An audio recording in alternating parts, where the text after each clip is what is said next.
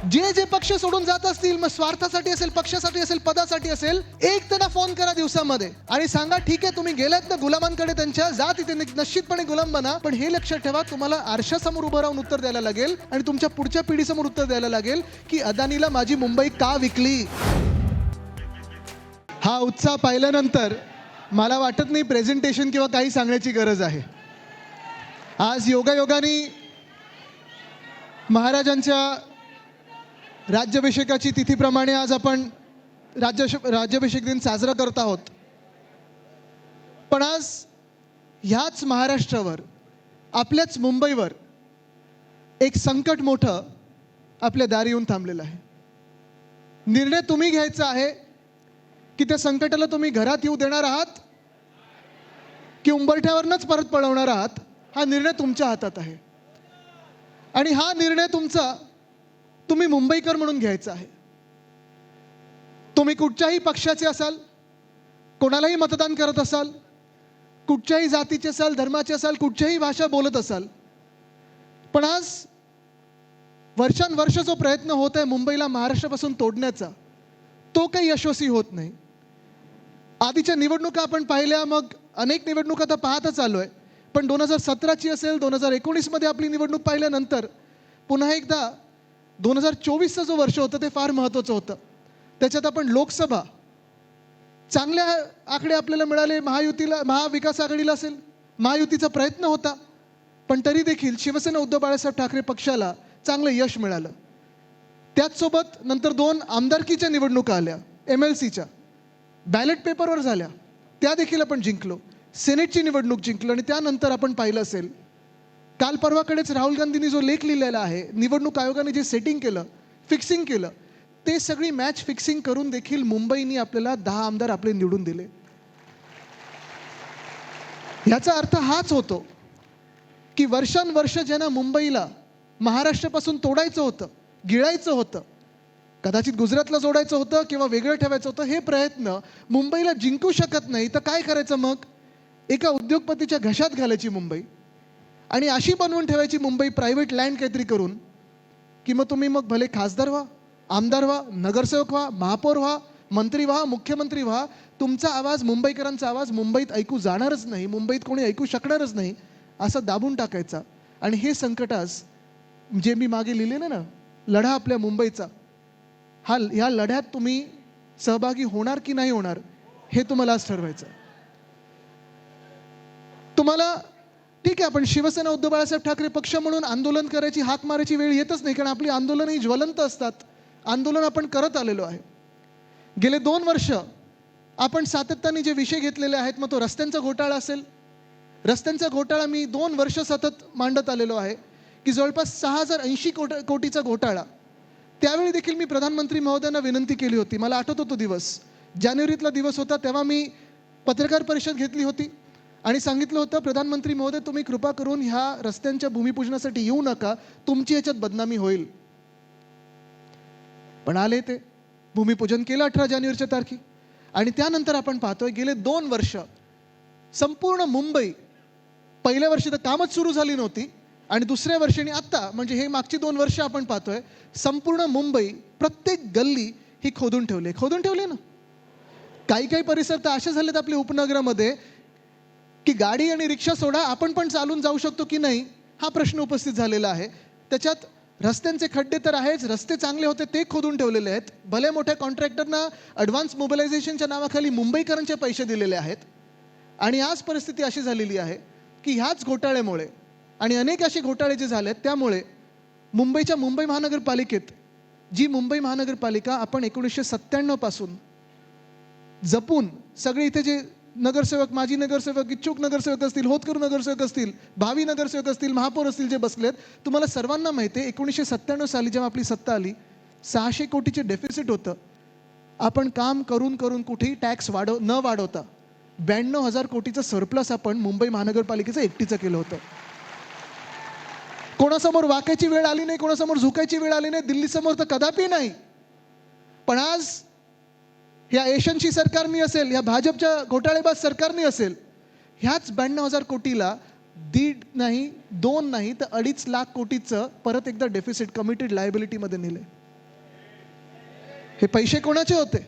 तुमचे, आमच्या सर्वांचे, मुंबईकरांचे होते. पण वापरले कोणासाठी? त्यांच्या लाडक्या कॉन्ट्रॅक्टर्ससाठी वापरले. आज आपण पाहतोय ह्याच घोटाळ्यांमुळे, रस्त्याचा घोटाळा असेल, ही सगळी जी घोटाळेबाज कामं हे करून ठेवलेली आहेत, मिंदेंनी करून ठेवलेली आहेत, त्याच भ्रष्टनाथ मिंदेंमुळे. आणि होय, मी भ्रष्टनाथ मिंदेच बोलणार, कारण ते भ्रष्ट आहेच, त्याच्यामुळेच तर पळायला लागलं होतं त्यांना गुवाहाटीला. पण ह्याच भ्रष्टनाथ मिंदेंमुळे आज आपण पाहतोय BSTचे काय हाल झालेत. दरवाढ झाली की नाही झाली? आपल्या वेळी BST 5 किलोमीटर किती रुपयात जायचो आपण? 10 किलोमीटर किती रुपयात जायचो आपण? 15 किलोमीटर किती रुपयात जायचो? आणि कुठूनही कुठे जर 15 किलोमीटरच्या पुढे असेल तर 20 रुपयात आपण जाऊ शकत होतो. आता भाडेवार झाल्यानंतर किती झाले? दुप्पट. आणि बसेस वाढल्यात का? वेळेवर पगार मिळतात का? BMC कर्मचाऱ्यांना पगार मिळतात का? नाही मिळत आहेत. मग हे हाल मुंबईचे कोणी करून ठेवलेत? सगळं काहीच जे चांगलं चाललं होतं ते लुटायचं. आणि हे लुटायचं म्हणजे नुसतं मुंबईची तिजोरी खाली करायची नाही ना. मुंबई आपली, जी आपल्या मराठी माणसांची, तुमची, आमची सर्वांची मुंबई आहे, ही देखील त्यांना आपल्या हातातून खेचून घ्यायची. इथे मी 4-5 स्लाईडचं प्रेझेंटेशन आणले, कारण जेव्हा आपण धारावीबद्दल बोलतो तेव्हा ठीक आहे, आपण अदानीच्या घशात घालायची नाही. हे कशासाठी, कोणासाठी आपण लढत आहोत, का म्हणून आपण लढत आहोत? कदाचित उद्या हे आंदोलन पेटल्यानंतर तुमच्या, आमच्यावर, सगळ्यांवर केसेस येतील, आपल्याला रस्त्यावर उतरायला लागेल, यांचे जे JCB येतील, बुलडोझर येतील, ठेचून काढायला लागेल आपण ह्याला. पण हे करत असताना तुम्हाला स्वतःला पटलं पाहिजे की तुम्ही आंदोलन कोणासाठी करताय, कशासाठी करताय. जसं मी 2 वर्षाच्या रस्त्याच्या घोटाळ्याचं सांगितलं. आणि बघा, प्रत्येक पाऊल जे आपण पुढे टाकतोय, कुठे ना कुठेतरी वरतून देव बघत आहे, शिवराय बघत आहेत, माझे आजोबा बघत आहेत आणि आपल्याला यशस्वी ठरवत आहेत. कारण तसंच मागच्या वर्षी ऑक्टोबरमध्ये, 3 ऑक्टोबरला मी पत्रकार परिषद घेतली होती. आणि गायमुख ते ठाणा ते बोरिवली जे टनल होतं आणि उन्नत मार्ग जो होता, त्याच्याबद्दल मी पत्रकार परिषद घेतली होती की हा घोटाळा आहे. 15 दिवसापूर्वी सुप्रीम कोर्टाने पण सांगितलं की हा घोटाळा आहे, टेंडर रद्द करा, नाहीतर आम्हाला तुम्हाला आत टाकायला लागेल. म्हणजे मी रस्त्यांबद्दल बोलत होतो, मी पाण्याच्या प्रश्नाबद्दल बोलत होतो, मी स्ट्रीट फर्निचरबद्दल जे सांगितलं होतं, मी ह्या ठाणे बोरिवलीबद्दल जे सांगितलं होतं, आणि आज जे धारावीबद्दल सांगत आहे, मी असेल की उद्धव साहेब असेल, एका वेगळ्या पोटतिडकीने सांगत आहोत, कारण ही मुंबई आपली आहे आणि आपलीच राहायला पाहिजे.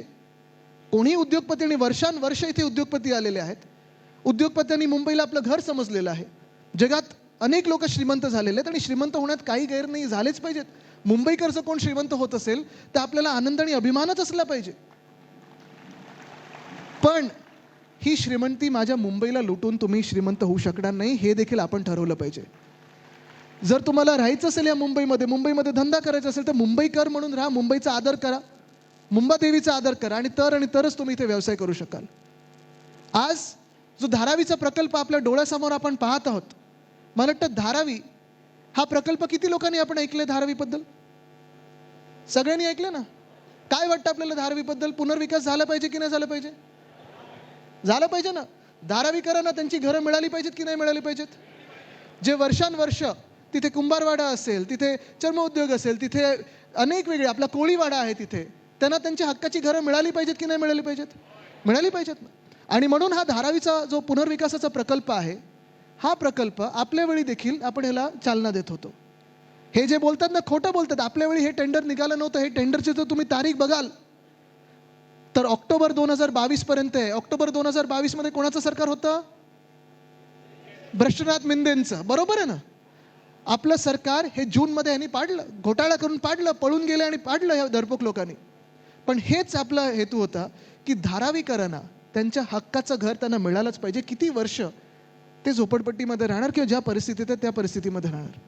आपण पाहतो, माझ्या आजोबांनी जेव्हा SRAची योजना आणली, वंदनीय हिंदू सम्राट बाळासाहेब ठाकरेंनी SRAची योजना आणली, तेव्हा हेच होतं की प्रत्येक मुंबईकराला जो मेहनत करतो या मुंबईमध्ये, छोटी मोठी कामं करतो, पण मोठी स्वप्न बघतो, आणि ज्याच्यामुळे मुंबई चालते, त्यांना त्यांचं हक्काचं घर मिळालं पाहिजे. आपण पाहत आलेलो आहे की वर्षानुवर्ष आता ही घरं कुठे ना कुठेतरी लोकांना मिळायला लागलेली आहेत. ह्या स्कीम होत असतात SRAच्या.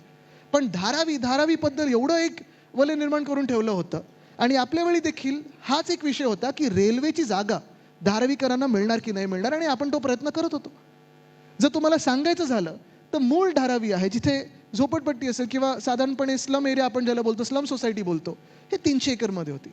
बाजूचे जे आता अधिक त्यांना दिलेले आहेत ते 240 एकर दिलेत, म्हणजे झाले किती? 540 एकर, जवळपास 540 ते 550 एकर हे धारावी प्रकल्पासाठी आपण देव करत होतो. आता तुम्ही तसं पाहायला गेलं कुठचाही विकासक असेल त्याला 540 एकर जर मिळत असेल, म्हणजे 240 250 एकर अधिकचे मिळत असतील, तर ट्रान्झिट असेल, PAP असेल, PTC असेल, नवीन घरं असतील, रिहाबची घरं असतील, खूप झाली ना, तिथे बांधू शकतात ना. पण ह्यांचे मनसुबे फार वेगळे आहेत. पुढच्या स्लाईडवर जाऊया. ह्यांचा मनसुबा फार वेगळा आहे. ह्यांच्या जे मनात आहे ना, हा धारावीचा पुनर्विकास नाही आहे. भाजप मालकाचा विकास. म्हणजे कोणाचे मालक? कोणाचे मालक? हे मनात आपले एकदम स्पष्ट आहे ना. भाजपचे जे मालक आहेत कोण? अदानी. त्यांना त्यांचा स्वतःचा विकास करून घ्यायचा आहे. आता तुम्ही बघा, ह्याच्यात गंमत अशी केली त्यांनी, परवाकडे जो मास्टर प्लॅन मंजूर केला मुख्यमंत्री महोदयांनी, मी साधा प्रश्न विचारला की मुख्यमंत्री महोदय, तुम्ही जो मास्टर प्लॅन मंजूर केलेला आहे, त्या मास्टर प्लॅनमध्ये मंजूर करत असताना त्या खोलीमध्ये मुंबई प्रेमी कोण होतं का? धारावीतलं कोणी होतं का? मुलुंडमधलं कोणी होतं का? विक्रोळीतलं कोणी होतं का? कुर्ल्यामधलं कोणी होतं का? कोणीच नव्हतं. मग तुम्ही मंजूर कोणासाठी केलात? तुमच्या स्वतःच्या पक्षाच्या मालकासाठी केलात.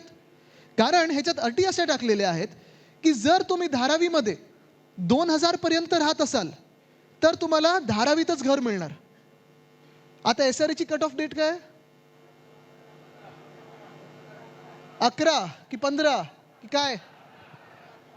आणि इथे सुनील शिंदेजी आले आहेत, सचिन भाऊ आलेले आहेत. मला तुम्ही सांगा, आपण BDDची जेव्हा घरं देत होतो, 160 स्क्वेअर फुटापासून 500 स्क्वेअर फुटाची घरं BDD वरळीमध्ये दिली, नामजोशीमध्ये दिली, वडाळ्यामध्ये दिली. शिवडीचं तुमचं बाकी आहे तिथे. आता कुठे शिवडीचे वेगळे लोक, इथे अजय चौधरीजी आलेले आहेत, ते BPTकडे. पण आपण कट ऑफ डेट काय ठेवली होती? जे आत्तापर्यंत राहत आहेत त्यांना आत्तापर्यंत सगळ्यांना आपण घरं देणार आहोत. म्हणजे 15,000 तिकडच्या लोकांना आपण घरं देणार आहोत.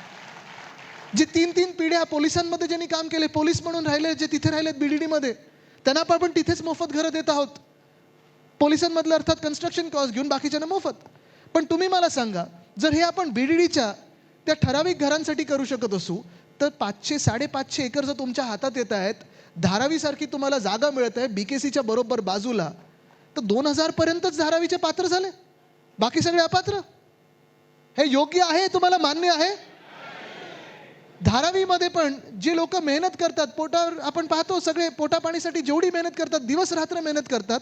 मी स्वतः कोविडच्या वेळी पाहिलेलं तिथे कोण कोण राहतं, कोण कोण तिथे कामं करतात, कशी कामं करतात. ह्या लोकांनी अनेक व्यवसाय इथे मोठे करण्याचा प्रयत्न केलेला आहे. प्रत्येकाला त्यांचं एक मदत मिळते. आणि ह्या लोकांना तुम्ही ठरवताय की 25 वर्षापूर्वीपर्यंत जे राहायचे तेच आता एलिजिबल होणार, बाकी सगळ्यांना हे लोक बाहेर काढणार. म्हणजे तुम्ही विचार करा, किती लाख धारावीकर, किती लाख मूळ मुंबईकर हे त्यांच्या घराच्या बाहेर कोणासाठी काढणार? अदानीसाठी. हा अधिकार दिला कोणी त्यांना? हा विचार करण्याची आता वेळ आलेली आहे. मग त्यांनी काय ठरवलं? 2011 पर्यंत जे लोक आहेत त्यांना बाहेर जे अदानी ट्रान्झिट बांधणार, म्हणजे कुठे? मुलुंडमध्ये, घाटकोपरमध्ये, देवनारमध्ये, कुर्ल्यामध्ये. आजच ते देवनार डम्पिंग ग्राउंड आलं ना, काय सांगितलं सुप्रीम कोर्टाने? टॉक्सिसिटी केवढी आहे त्याची? तिप्पट आहे. म्हणजे जिथे तुम्ही एक उदाहरण पहा, गोराईचं जे डम्पिंग ग्राउंड होतं, किशोरीताई, श्रद्धाताई, तुम्ही इथे बसल्यात, महापौर दोघी राहिलेल्या आहेत. गोराईमध्ये जे डम्पिंग ग्राउंड होतं एशियाचं सगळ्यात मोठं होतं. त्याला आपलं सरकार असताना आपण वरती कव्हर केलं छान आणि मोठं गार्डन बनवलं, ग्राउंड बनवलं, लोकांसाठी आपण केलं होतं. पण इथे देवनारसाठी ते काय करणार आहेत? डम्पिंग ग्राउंडवर धारावीच्या लोकांना आणून बसवणार आहेत, त्यांना घरं देणार आहेत. मान्य आहे? माणुसकी कुठेतरी ठेवणार आहात की नाही तुम्ही? पण हे सगळं होत असताना आता बघूया ह्यांचा पुनर्विकास. जे बोलतात ना की आम्ही 2000 पर्यंत धारावीमध्ये घरं देऊ, 2011 पर्यंत अदानी जे बनवेल तिथे बाजूला, म्हणजे तुमच्या वेगळ्या वेगळ्या एरियाजमध्ये घरं देऊ, आणि त्याच्याही पुढे 2011 नंतरचे जे लोक आहेत त्यांना कुठे बाहेर पाठवतील हे माहिती नाही, कुठे बसवतील माहिती नाही. म्हणजे एका धारावीचे आता हे 20-30 धारावी मुंबईत करायला निघालेत. ज्यांना तिकडच्या तिकडे घरं दिली पाहिजेत त्यांना हे घराबाहेर काढणार. दाखवा व्हिडिओ.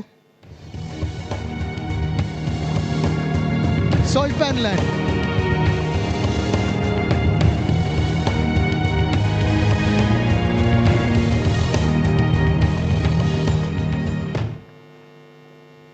ही सॉल्ट पॅन लँड दिसते ना, परवाकडे मास्टर प्लॅनमध्ये मी 2-3 नावं वाचली.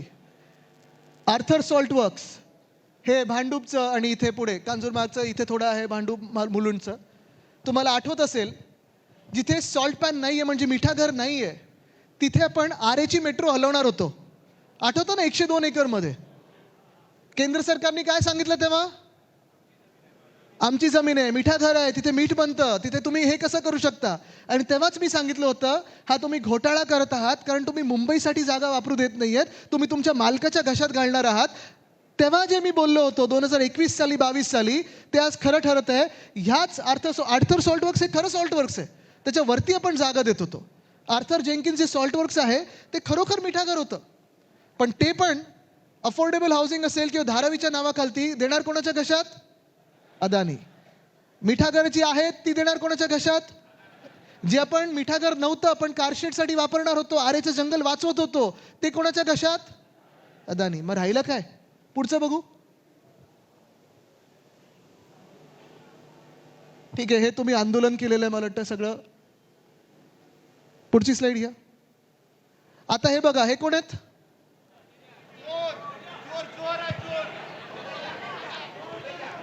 खोटं बोलणार आहे. हे काय खोटं बोललेले बघा जरा निवडणुकीच्या आधी. हे दिलं त्याला ते दिलं, मुलुंड देऊन टाकली. 1 स्क्वेअर फूट जमीन मुलुंडची कोणाला देण्यात आलेली नाही अध्यक्ष महोदय. 1 स्क्वेअर फूट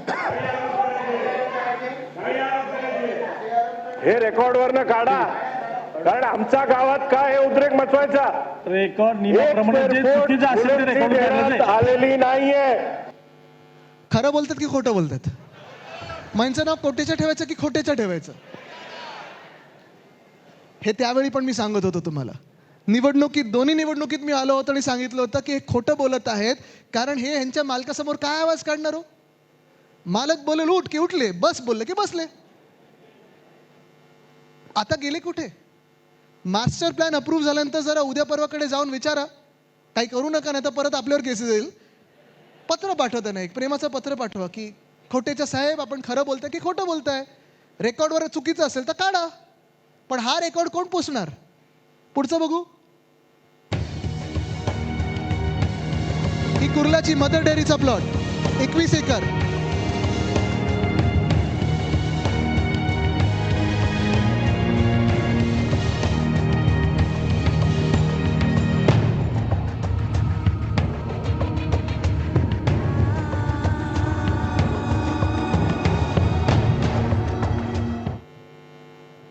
आता पुढे कोण काय खोटं बोललं जरा बघा. हे आपण आंदोलन केलेलं. हे सगळे तिकडचे स्थानिक लोक आहेत, ती स्थानिक एक NGO देखील आहे. मला माहित नाही आज आलेत की नाही आलेत, त्यांना सगळ्यांना आपण निमंत्रण पाठवलं होतं. आलेत कुठे? हा बघा इथेच. ह्या लोकांनी तिथे पहिला आवाज केला की मदर डेअरीचा जो प्लॉट आहे तिथे बॉटॅनिकल गार्डन बनवा, लोकांसाठी मोकळी जागा करा, मोकळा श्वास घेण्यासाठी काहीतरी करा. पण तिथे काय करणार? ते कोणाच्या घशात टाकणार आहेत? आणि ह्यांचे जे मालक आहेत भ्रष्टनाथ, ते बोलू शकणार आहेत काही? बघा हे काय बोलतात ते. परवाच त्या ठिकाणी शासन निर्णय झाला आणि धारावीमधल्या काही प्रकल्पग्रस्त जे लोक आहेत, रहिवासी आहेत, तर त्यांचं पुनर्वसन या ठिकाणी केलं जाणार आहे. अशा प्रकारचा हा GR होता.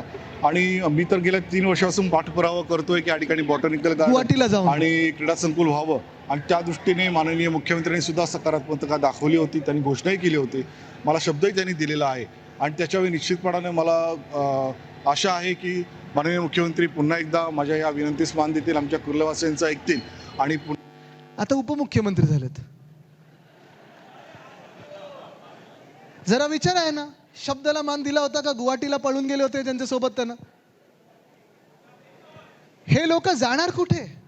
त्यांना उत्तर तर द्यायला लागणार आहे, तुम्हाला द्यायला लागणार आहे. तुम्ही प्रश्न जेव्हा विचाराल तेव्हा हे उत्तर देऊ शकतील का? आज जे पत्रकार परिषदेतून तुम्ही उद्या प्रश्न विचारा त्यांना, कारण आपण पत्रकारांनाच यांनी सांगितले ना. एकाने विधान भवनात सांगितलेलं आहे, दुसऱ्याने बाहेर सांगितलेलं आहे.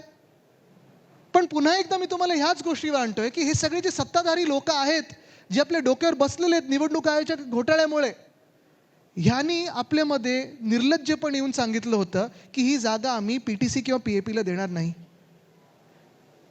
पण आज काय होतंय? मदर डेअरीचा प्लॉट दिला ना त्यांना. मला तुम्ही सांगा, आज मुंबईत तुम्ही सगळे किती वर्ष राहताय हो? जन्मापासून राहता ना.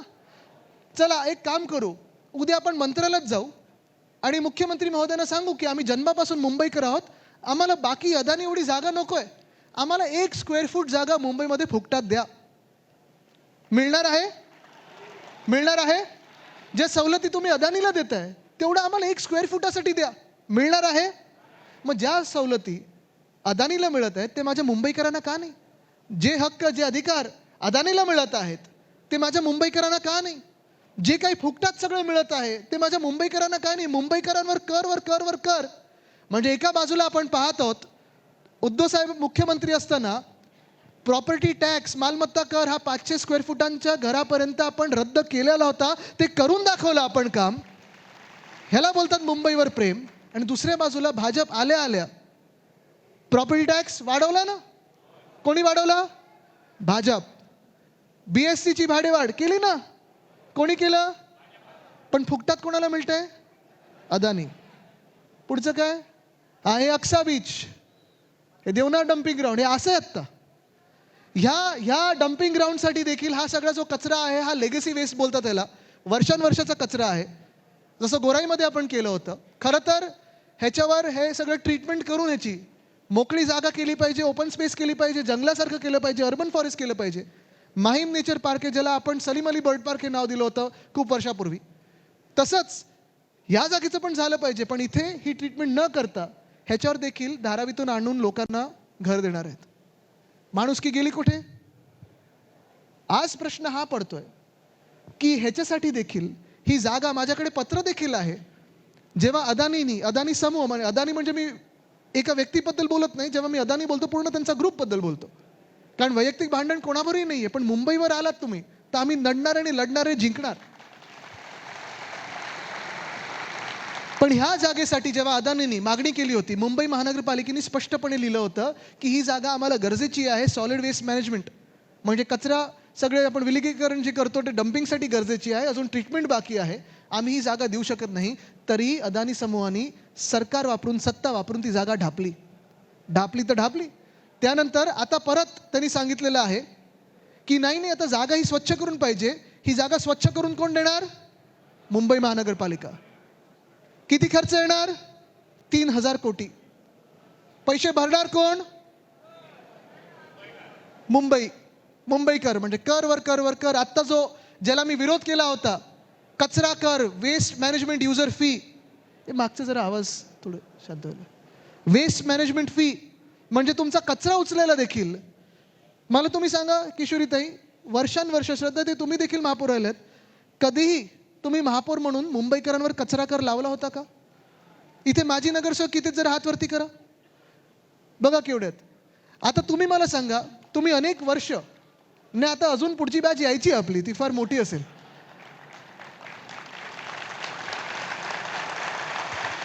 इच्छुक अजून जोरात टाळ्या मारतात. हा, उद्धव साहेब लाईव्ह बघतायत, मला माहित नाही, त्याच्यात मी पडत नाही.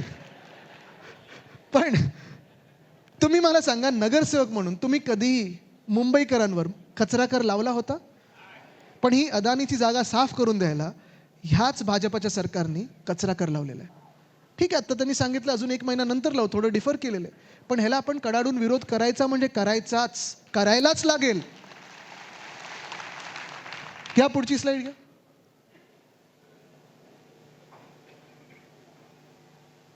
ह्याचं उत्तर मला तुमच्याकडून पाहिजे.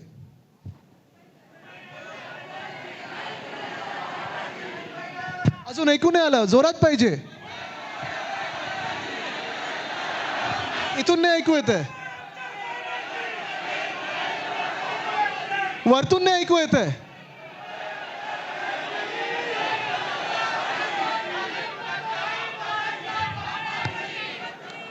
ह्याच्यावर मी काही बोलणं गरजेचं आहे का? घ्या पुढची स्लाइड.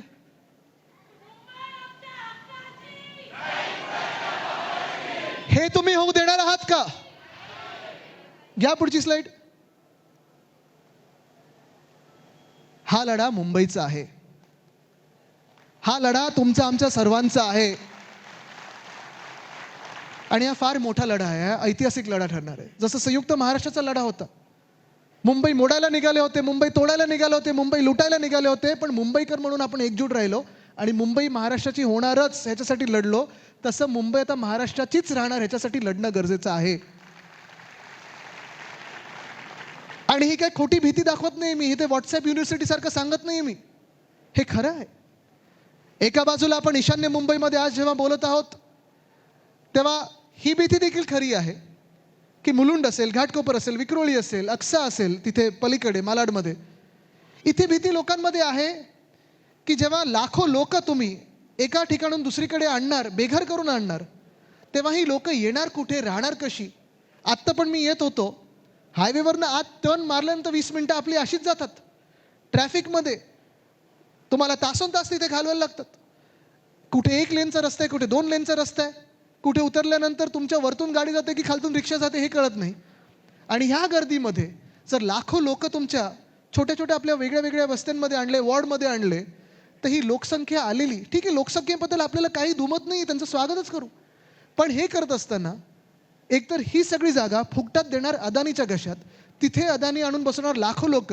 मग धारावीत नेमकं तुम्ही काय करणार आहात, कोणासाठी करणार आहात, हा प्रश्न तर आपल्याला उपस्थित होतोच.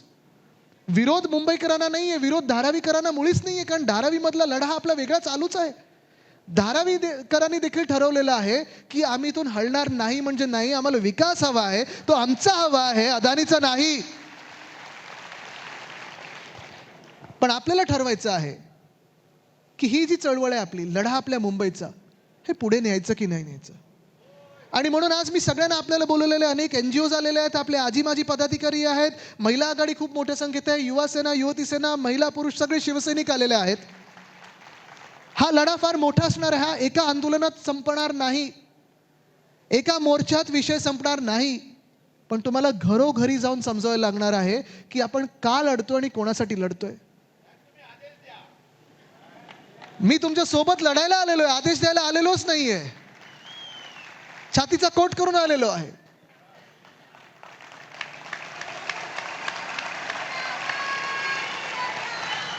हा लढा आपल्याला लढायलाच लागणार, तो आपल्या मुंबईसाठी लढायला लागणार, आपल्या महाराष्ट्रासाठी लढायला लागणार. 2 बाजू आहेत ह्या नाण्याची.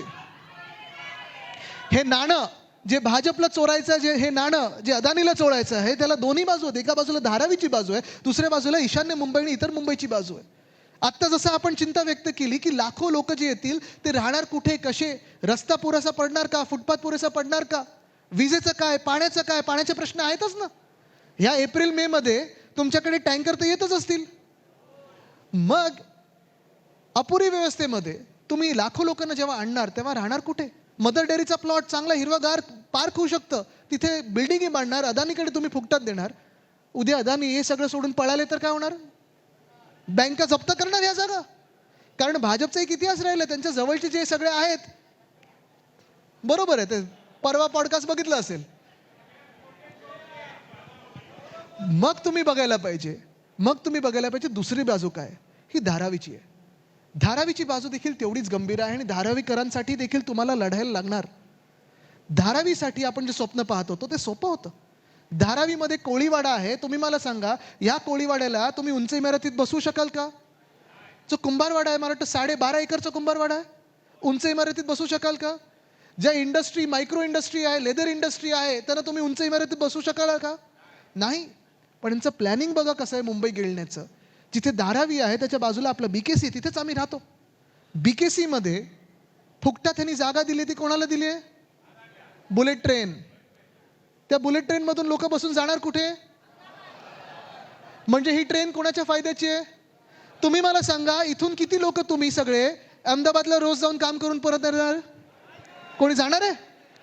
पण तिथून सगळे येतील, काम करून परत जातील, किंवा इकडचे राहणारे तिकडे जाऊन काम करतील आणि परत येतील. पण मूळ गोष्ट ही आहे की ही बुलेट ट्रेन मुंबईच्या फायद्याची आहे का, महाराष्ट्राच्या हिताची आहे का. का नाही मुंबई दिल्ली केली, का नाही मुंबई नागपूर केली, का नाही मुंबई छत्रपती संभाजीनगर केली, का नाही मुंबई पुणे केली. पण हे करत असताना बरोबर BKCच्या बाजूला बुलेट ट्रेन, BKC मध्येच तिथे धारावी. बरं, बुलेट ट्रेनवर जेवढा खर्च होत आहे, कितीतरी हजारो कोटीचा खर्च होत आहे, ती वापरणार कोण, त्याची किंमत काय असणार त्या तिकिटाची माहीत नाही. पण तेवढाच खर्च जर आज माझ्या मुंबईच्या लोकलवर केला असता तर आज जी घटना घडलेली आहे ती घटना घडली नसती.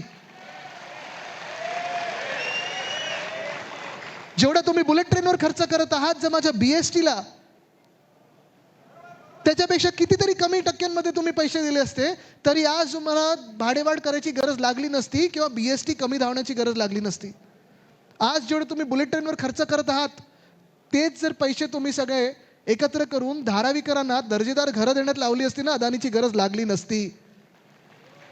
पण बुलेट ट्रेन गुजरातसाठी, तिथेच BKC, तिथेच तुमचं बाजूला धारावी, आणि धारावीमध्ये देखील जे धारावी वर्षानुवर्ष धारावीकर तिथे राहत आलेले आहेत, 2000 पर्यंतच पात्र, बाकी सगळे अपात्र करून ठेवायचे. म्हणजे लाखो लोक बेघर करायचे, त्यांना पाठवायचं अक्सा बीचला, देवनारला, कांजूरमार्गमध्ये, कधी सॉल्ट पॅनवर, म्हणजे ते राहू शकत नाही तिथे पाठवायचं. माझी मागणी आणि शिवसेना उद्धव बाळासाहेब ठाकरे पक्षाची मागणी ही स्पष्ट आहे. प्रत्येक धारावीकराला एलिजिबल म्हणजे पात्र केलंच पाहिजे, नाहीतर आम्ही तिथून हलू देणार नाही.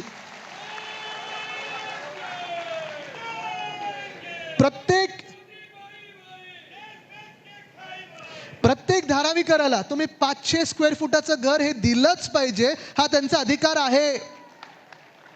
आणि धारावीत फक्त काही अदानीचं नाही, तर धारावीमध्ये जी धारावी BKCच्या बाजूला आहे, होय, तिथे आम्ही मागणी करत आहोत, जी गिफ्ट सिटी तुम्ही मुंबईपासून खेचली आणि गुजरातमध्ये नेली, त्या गिफ्ट सिटीचा दर्जा पुन्हा एकदा आमच्या BKC आणि धारावीला द्या, मुंबईला द्या, तरच हे धारावीचा प्रोजेक्ट आम्ही पुढे जाऊ देऊ.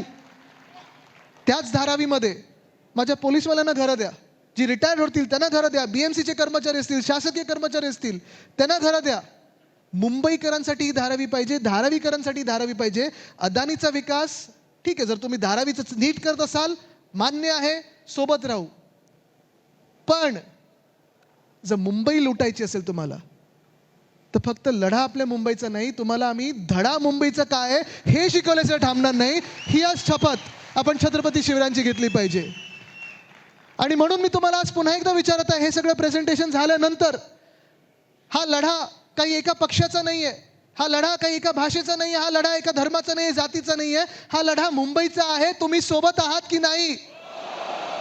जे पक्ष सोडून जात असतील, मग स्वार्थासाठी असेल, पक्षासाठी असेल, पदासाठी असेल, एक त्यांना फोन करा दिवसामध्ये आणि सांगा, ठीक आहे तुम्ही गेलात ना गुलामांकडे त्यांच्या, जा तिथे निश्चितपणे गुलाम बना, पण हे लक्षात ठेवा, तुम्हाला आरशासमोर उभं राहून उत्तर द्यायला लागेल आणि तुमच्या पुढच्या पिढीसमोर उत्तर द्यायला लागेल की अदानीला माझी मुंबई का विकली, का या मराठी माणसाला तुम्ही मुंबई बाहेर करण्याचं आज षडयंत्र करत आहात.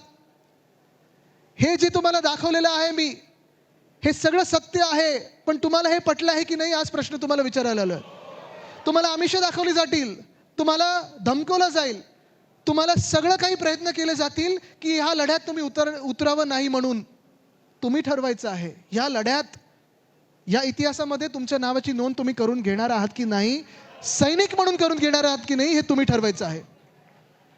जसं मी सांगितलं, दोन्ही बाजू ह्या नाण्याला, एक ईशान्य मुंबई आणि बाकीच्या मुंबईचं आहे की आमच्याकडे एवढी लोक आली तर बसणार कुठे. आणि दुसरा प्रश्न हा धारावीकरांचा आहेच की आम्ही घर सोडून जायचं तर का जायचं, ह्यांच्या विकासासाठी. लढा फार महत्त्वाचा असणार आहे, मोठा असणार आहे. प्रत्येक विभाग आपलं जे आंदोलन आहे घरोघरी नेण्याचं काम करणार आहे. तुम्ही सगळे ह्या आंदोलनात सहभागी होणार का? तुम्ही सगळे ह्या लढाईला तयार आहात का? जिंकायला तयार आहात का? छातीचा कोट करायला लागेल, कारण तुम्हाला केसेस टाकल्या जातील, सगळं काही होईल, पण मागे हटायचं नाही. पाऊल टाकलं तर त्यांच्या छाताड्यावरच टाकायचं आणि पुढे जायचं. ह्याची तयारी आहे का? आज जसं मी सांगितलं तिथीप्रमाणे शिवराज्याभिषेक दिन आहे. ते स्वराज्य जर आपल्याला गमवायचं नसेल तर तुम्हाला ही लढाई लढावीच लागेल. या लढाईसाठी तयार आहात का? तयार असाल तर दोन्ही हात वरती करून ताकद दाखवा. ताकद आहे, हिम्मत आहे, जिगर आहे. ताकद, हिम्मत, जिगर एक करून जिंकायला तयार आहात का?